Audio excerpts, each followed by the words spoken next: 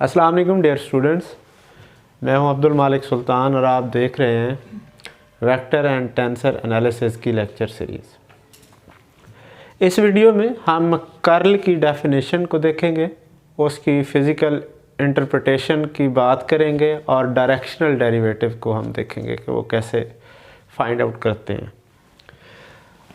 हम जो कर्ल है वो किसी भी वेक्टर फील्ड की फाइंड आउट करते हैं।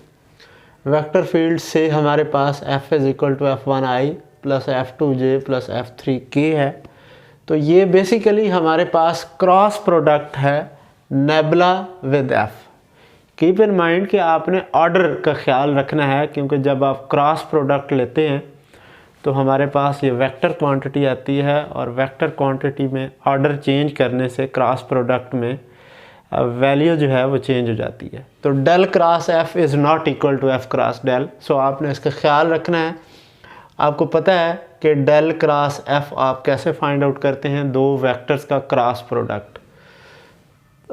डिटर्मिनेंट 3 क्रॉस 3 का आप लेते हैं। फर्स्ट रो जो होती है वो आई जे के यूनिट वेक्टर्स लेते हैं।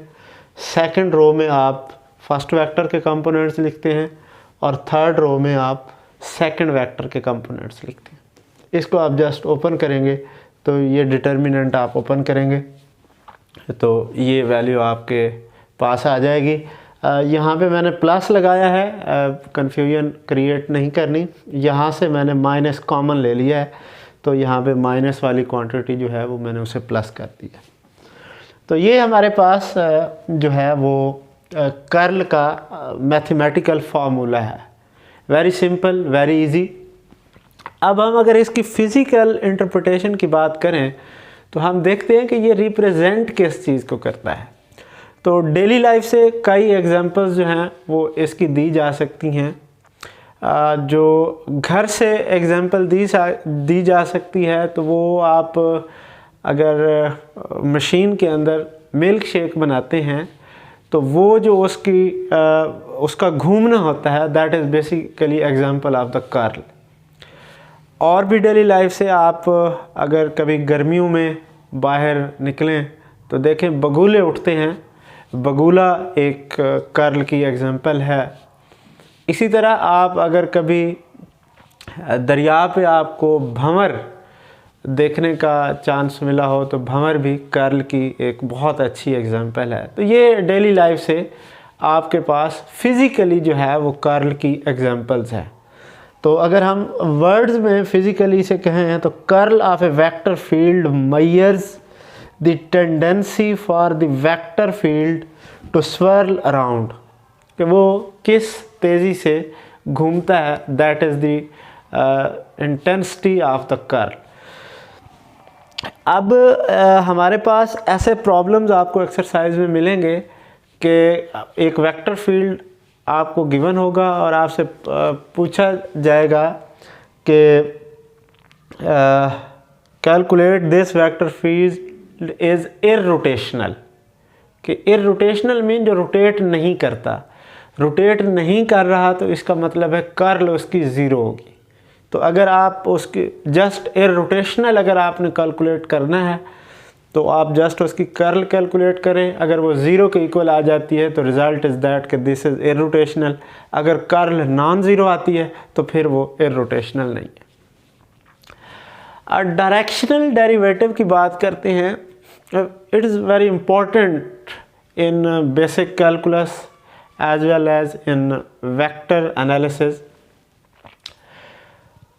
अब डेरिवेटिव जो है वो हम किसी फंक्शन का फाइंड आउट करते हैं या किसी वेक्टर फील्ड का फाइंड आउट करते हैं। तो यहाँ पे डायरेक्शनल डेरिवेटिव जो है वो हम किसी स्केलर फंक्शन या जिसे आपने स्केलर फील्ड कहा था उसका फाइंड आउट करेंगे। अब होता क्या है, डायरेक्शनल डेरिवेटिव बेसिकली ऑपरेट कैसे करता है। अगर मैं जितना आप नॉलेज जानते हैं डेरिवेटिव्स का उसी की बात करूं तो आप पार्शियल डेरिवेटिव्स का नॉलेज जानते हैं। बेसिकली आप जब किसी भी फंक्शन का, let's say phi is any function and you are calculating partial phi by partial X, तो partial phi by partial X का मतलब ये होता है कि आप in the direction of X axis derivative calculate कर रहे हैं। इसी तरह जब आप partial phi by partial Y calculate करेंगे तो you are calculating the derivative in the direction of Y axis. Y axis की डायरेक्शन में आप डेरिवेटिव कैलकुलेट कर रहे होते हैं। And on the same line जब आप z की डायरेक्शन में partial phi by partial z calculate करेंगे तो इसका मतलब होता है कि आप z की डायरेक्शन में डेरिवेटिव कैलकुलेट कर रहे हैं। तो अब ये तो हैं स्टैंडर्ड हमारे पास डायरेक्शंस हैं एक्स वाई z एक्सिस के अंदर। अब अगर हमें कोई वेक्टर दे दिया जाए कि आप इस वेक्टर की डायरेक्शन में डेरिवेटिव कैलकुलेट करें, कोई लेट से आपको ये वेक्टर दे दिया जाता है एक u वेक्टर। अब डेफिनेटली ये वेक्टर जो है ना तो x एक्सिस की डायरेक्शन में है, ना y एक्सिस की डायरेक्शन में है, ना z एक्सिस की डायरेक्शन में है। तो इसकी एक अपनी डायरेक्शन डिफाइन है, might be at 15 degree from x axis in the positive sense. तो ये कुछ भी हो सकती है इसकी डायरेक्शन। तो इस u की डायरेक्शन में अगर हमने किसी फंक्शन का डेरिवेटिव कैलकुलेट करना है तो वो बेसिकली डायरेक्शनल डेरिवेटिव कहलाएगा इन the direction of this vector u।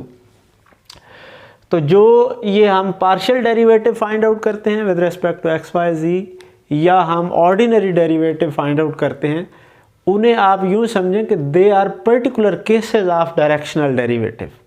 ठीक है, डायरेक्शनल डेरिवेटिव जो है वो ब्रॉडर कंसेप्ट है, बड़ा कंसेप्ट है। जो पार्शियल डेरिवेटिव्स हैं या फिर जो ऑर्डिनरी डेरिवेटिव हैं ये उसके स्पेशल केसेस हैं। तो हम बात कर रहे हैं कि एक वेक्टर हमें u गिवन हो तो उसकी डायरेक्शन में हमने फंक्शन फाई का जो डेरिवेटिव है वो कैसे फाइंड आउट करना है।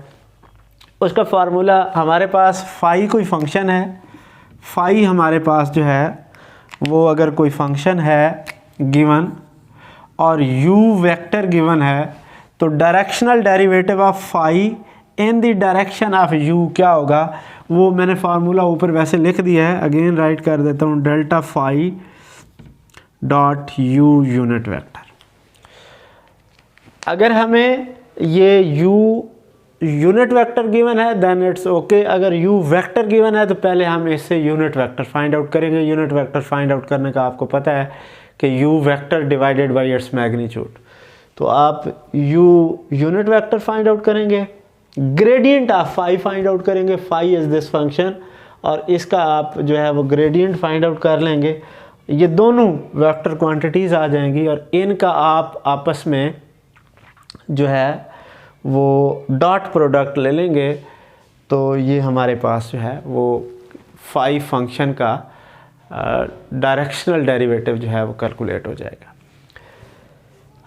यहाँ पे इस वीडियोज़ में अभी तक मैंने कोई पर्टिकुलर एक्सरसाइज नहीं सॉल्व की, तो अगर आप ज़रूरी समझेंगे मुझे कहेंगे तो मैं उसके हवाले से भी थोड़ी सी गाइडलाइन आपको दे दूँगा।